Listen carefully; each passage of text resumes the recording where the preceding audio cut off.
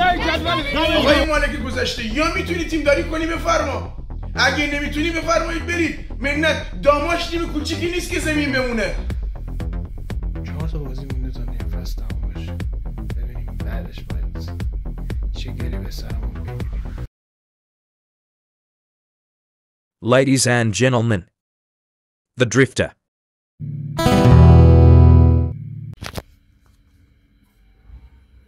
نفت مسجد سلیمان و ابراهیم اشکش اولی رو جا بنداز در بیاد اشکش. کم درد سر نداشتیم باختیم به شهر راز. حالا هی لاس بزنیم تا اجراش کسر امتیاز. پول مرده رو بدیم بهش حقش نوش جونش. بره پی جای فیکشو برداره بذاره توی دیوار بفروشنش.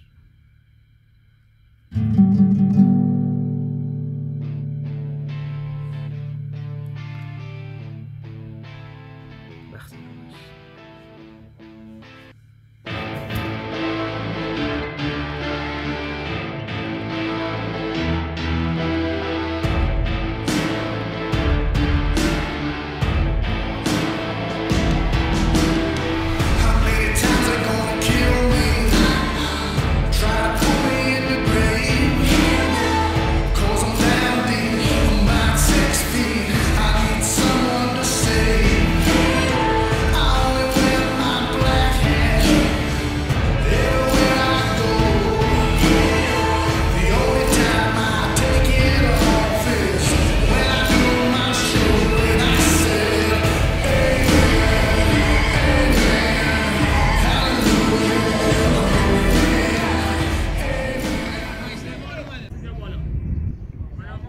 نه بابا دیگه چی؟ وضعیت فعلی رو مشاهده تا اینجا هفته خیلی بیخودی رو گذرون. هفته پیش که شهر رازش چیه به اون باختیم دیگه. هر تیمی میاد ما داریم یه باخت بهش میدیم صرفا چون خارج از خونه است. حالا این که به یه شکل دوباره پنالتی دقیقه آخر دوباره هند بخوایم ببازیم تو بازی متفاوت، این خودش رو اعصاب میره. حقیقتا با توجه به وضعیت دو تیم، وضعیت خوبی که مسجد سلیمان داره و وضعیت نامعلومی که ما داریم، من زیاد امیدوارانه به این بازی نگاه نکنم. به هر حال داخل خونه است، همیشه آدم میتونه یکم امید داشته باشه، ولی بازی خیلی سخته. امیدوارم سربلند بیرون بیاد تیم، بیشتر از این خرابکاری نکنه. در کل هفته ضد حالی بود. ما بارشتاک نرفتیم، چون هم به خاطر مشکلاتی واسه علیرضا پیش اومد، هم واسه برنامه کاری من پیش اومد کلا و هم خورد دیگه. امیدوارم ببریم و بالاخره اون دگرگونی که هممون منتظرشیم پیش بیاد و تیم روال خودش پیدا کنه تا حالا نیم فصل بشه. درگیری های مالکیتی که دوباره شروع شده از بین بره، بعد ببینیم چی میشه.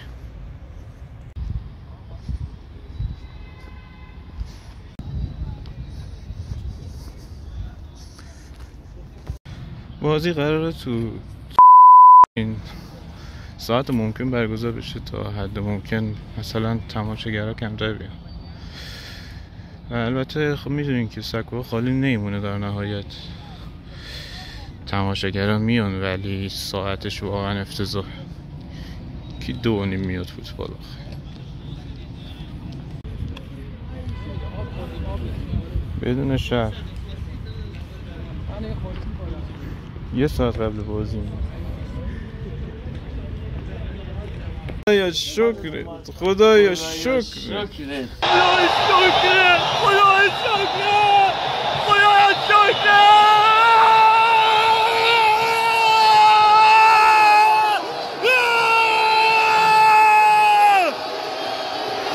ببینیم کیه شکرت این بازی هم ببریم انشالله شکرت و میبریم نگران نباش علی. بله من نگاه کن اومدم یعنی میبریم. اون بازی هم مساوی شد دیگه شانسی شد.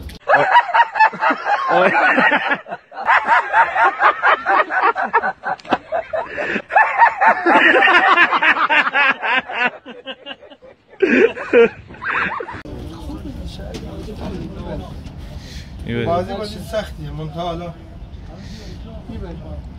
چند میشه بازی؟ یک هیچ. من میتونم یک هیچه. کی گل میزنه محمد؟ گل ما رو سجاد قلی بگیم. سجاد من میزنم گلو. تو اون گلو میزنی. فقط محمد رضا مرادی تو اون گلو میزنی. تموم شده رفت.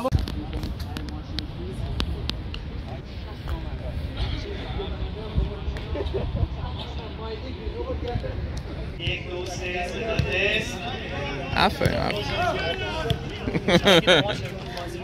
اینشالله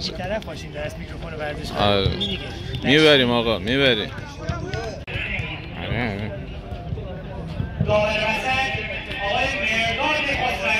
شیره شیره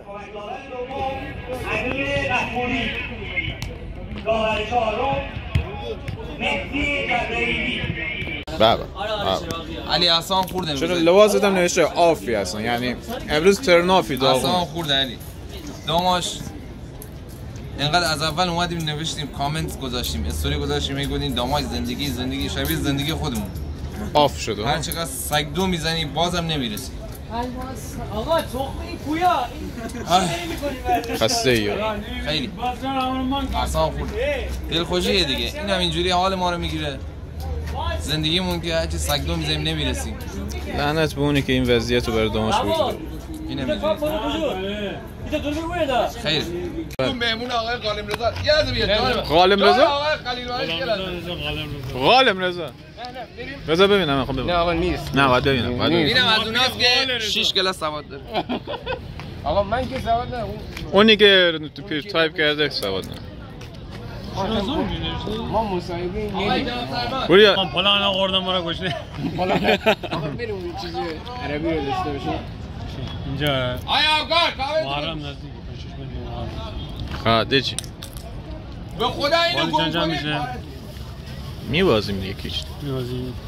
نه بابا. آره برات گذاشته. تو چی میگی؟ چند این 12مین بازی دیگه. 13میه نه 13میه. چند تا میزبان بودیم؟ 7 تا. تخمه خور 6 تا. هر 6 تا رو من گفتم 3-1.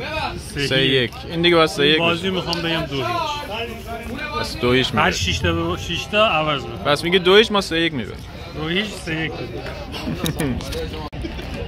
واه واه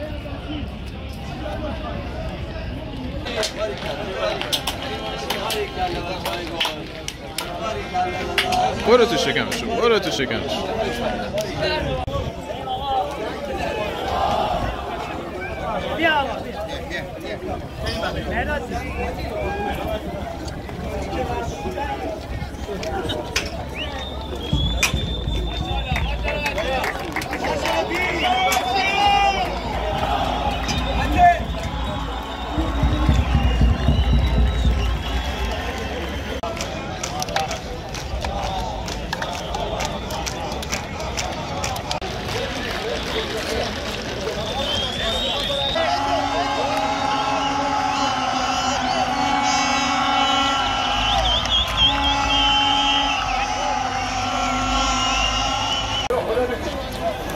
باز این شیپورش آورد.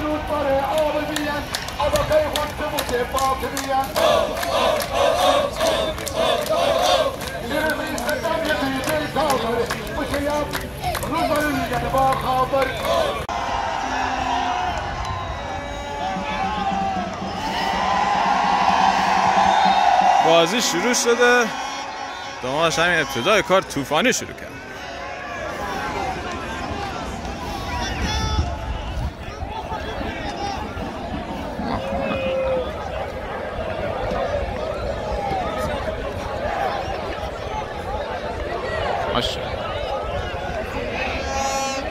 چه وقت اومدنه؟ آقا ساعت گذاشتم بازی 2:30 چه وقتشه به خدا. برو چند تا بستنی برام بیار ببخشید. آب شد. خب وایس خبری.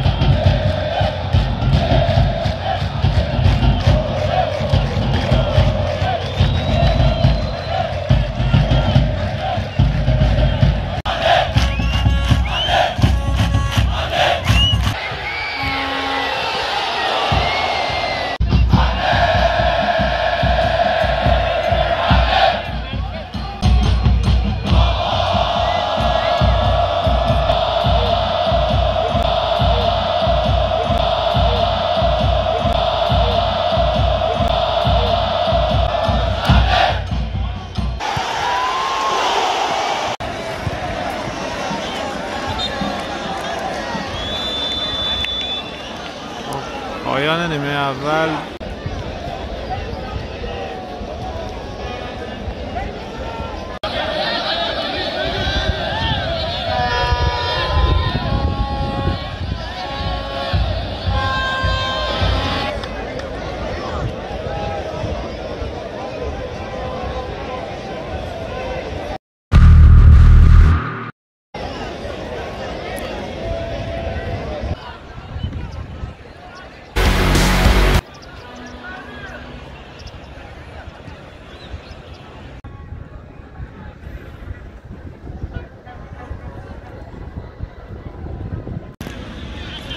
نیمه دوم شروع شد. ما در شرایطی بسیار سخت با آفتابی که داره در جوار ایشون به تصویر برداری ادامه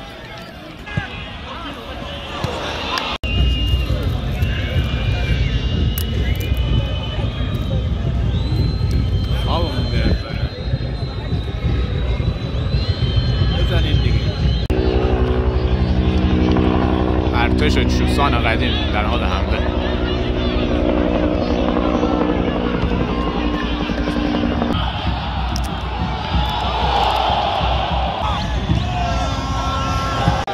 گل مساوی دوباره.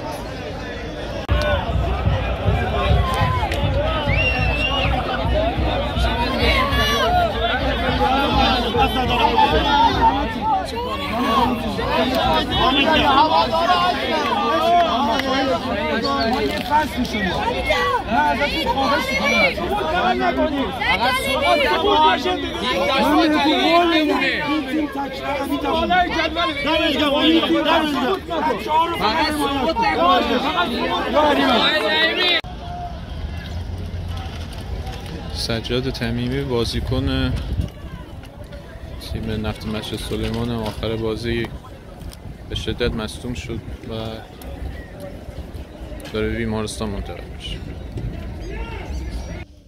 قبل از اینکه درباره بازی صحبت کنم، خدا وکیلی آدم لذت میبره از فرهنگ غنی و اینکه تماشاگر عاشق 90 دقیقه تیم داماشو به این خوبی تشویق کرد و ورزشگاه کاملا پر بود از تماشاگر. آدم لذت میبره، به عنوان یه ایرانی لذت میبریم از فرهنگ غنی رشت و حمایت خیلی خوب تماشاگرها. یه نعمت هم برای فوتبال کشور و امیدوارم بهترین اتفاقات براشون بیفته و تیم‌های گیلانی حقشونه که بدون مشکلات در مسابقات حضور پیدا کنن. گذشته دیگه بازیکنان 4 ماه دریافتی نداشتن. من و همکارام هم تا این لحظه ریالی دریافت نکردیم و تازه آینده نامعلومه هم داریم. توی بخش مالکیتی همش داستان داریم. این تیم نمیتونه رنگ آرامش رو به خودش ببینه و این توی مسائل فنی بازیکنان هم قطعا تاثیر منفی خواهد گذاشت. شرمنده هوادارایی هستیم که علیرغم جایگاه نامناسب تیم داماش هر هفته استادیوم رو پر میکنن، هر هفته تا دقیقه 90 تیم رو ساپورت و حمایت میکنن. آقای مالک گذشته، یا میتونی تیم داری کنی بفرما، اگه نمیتونی بفرمایید برید. منت داماش تیم کوچیکی نیست که زمین بمونه. داماش همین الانش هر کی اینو بذاره زمین هواخواه پیدا میکنه و از نظر مالکیت یکی میاد جلو. 2 هفته گذشته قرار شد که به بازیکن از نظر مالی پولی تزریق بشه، ولی هر هفته که میخواد پولی تزریق بشه یه اجرایی از توی دادگاه از توی مالک گذشته میاد و اجازه نمیده که مالک فعلی، چون میگه من دیگه مالک نیستم، چرا دوباره هزینه بکنم. نمیخوام وقتتون رو با صحبت کردن در مورد این بازی بگیرم. فقط اینو میدونم که بعد این 2 تا بازی خارج از خونه داریم و با تیمی که امسال دیدیم به احتمال قریب به یقین هر 2 بازی رو میبازیم. 4 تا بازی مونده تا نیم فصل تموم بشه. بیاییم 4 بازی رو تحمل کنیم، ببینیم بعدش باید چه گلی به سرمون بگیریم. البته اگه تا موقع مشکلات مالکیتی برطرف شده باشه. اما برای اونایی که به هر نحوی دارن چوب لای چرخ داماش میذارن تا کارش درست نشه، فکر میکنن میتونن این تیم رو نابود کنن. ما از شما آدمای گنده ترم دیدیم که اومدن و رفتن، اما این تیم دوباره بلند شد، چون هوادارش همیشه هست و این چیزی که شما هیچ وقت نمیتونین از داماش بگیرین و هیچ وقت هم نمیتونین عوضش کنین.